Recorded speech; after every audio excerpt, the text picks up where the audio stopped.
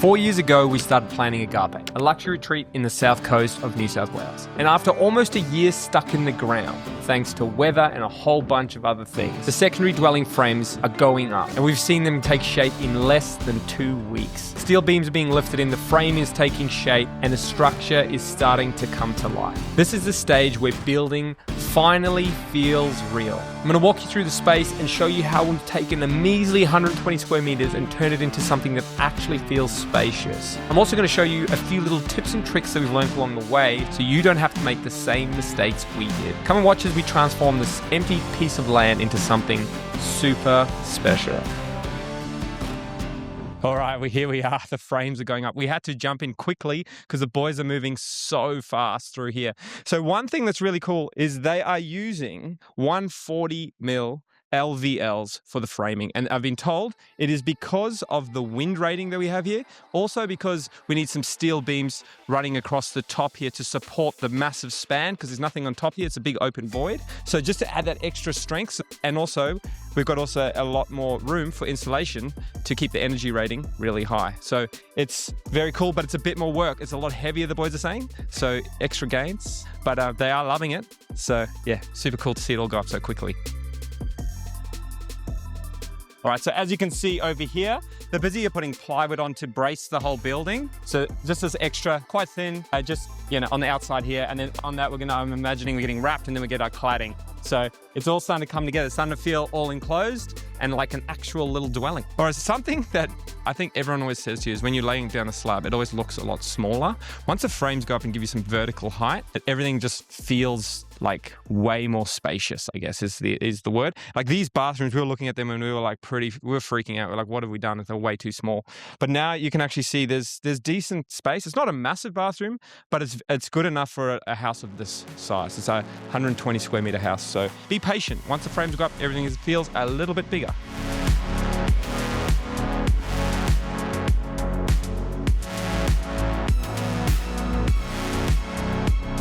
Today we are here, they're lifting in the steel beams that are going to support the ridge beam for the roof. So that's all coming in today. And they're also lifting in the steel for the portal frame, which is on the front of the house. A big steel structural frame there to keep it all nice and tight and held together to make sure the house doesn't fly out of the way. All right, here we are with one of the steel frames going in, super solid. The elephant's foot, that's an interesting name. There's 4 of them from the looks of things on here. This is gonna be part of the portal frame that's gonna be on the front of the house, which is quite a nice detail actually, and it'll be painted, powder coated at the end to the same, so it isn't a silver color here. So one thing about the steel is it's a piece that needs to be done before framing can continue. It can become something that can block the rest of the process if you don't get it done and measured out early enough, because there is a process to, some of the pieces need to be galvanized, all of that adds time. So you need to make sure that as soon as the slab's done, the guys got here, they measured out the steel to make sure it's an exact or precise measurement, get that on the manufacturing line so that you can then actually keep moving. If this steel takes too long, then the framing stops, which is something that we saw happen. The boys were waiting for, obviously they need these in place so they can keep building the roof. So you need to make sure that you book that in nice and early, make sure your builder is doing that quickly. And luckily the guys here did right on top of it. The same thing with the primary, they're busy getting that done already, measuring it up so that as soon as they start framing, everything's ready to go.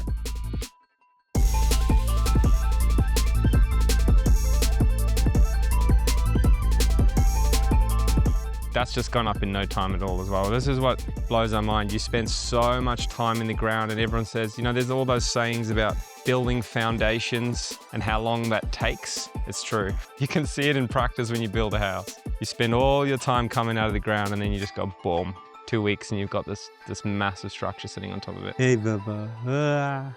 Here's a little tidbit for you. If you are building a house and it is tall and you need scaffolding like this one, it's actually worth buying it. Funnily enough, I've actually ended up purchasing this mobile scaff because it ended up being cheaper than renting it. Scaffolding is one of those things, it sits out for ages and takes a long time for them to use it all. And then even if you could sell it for 50% of the price or even 25, you're still making money because you haven't just given it back and made zero. And you don't have to stress about how long it's sitting out there, because I think that's one of the biggest things. It's like, how long does this stuff have to sit up? It's costing hundreds of dollars a day. So if you can, consider it. My dad actually bought the fixed scaffolding as well a couple of years ago for his house. and now we're using it on ours. So we've managed to double dip on that one as well. So it's been very, very useful. We're gonna need a heap of it down at the primary, so we'll calculate if that makes sense. But yeah, something to consider.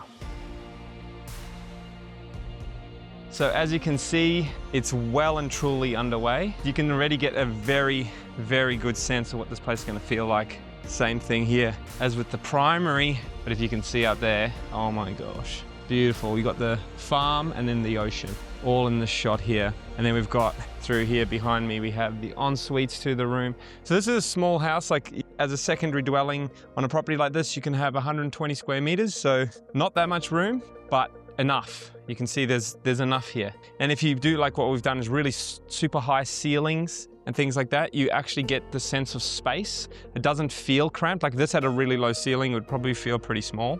But because we've gone tall and made it look pretty sick, pretty epic. But yeah, it's really moving along. If you can see behind me, got that massive center column there holding up all the steel work. They've done a sick job. Goes all the way up. Very cool stuff. There's like a little barbecue area looking out to a pool, which overlooks there. I think that's gonna be open because we've got the massive drop down the front there. We won't need any glass or any fencing there. So it's kind of like a poor man's infinity pool, you could call it. It doesn't go over the edge, but it'll look over the edge. So that's really cool. So cool. It really is. It's such an interesting, I guess I like it because it's creative and you get to build stuff. You're creating things out of nothing, which is really cool. I really hope Bodhi wants to get into construction one day, but it's very cool to see all this happen. So many moving pieces, but you know, in the end of the day, it's gonna look friggin' sick. And then you get to look at something that you've created. So hats off to them. The trades do a great job.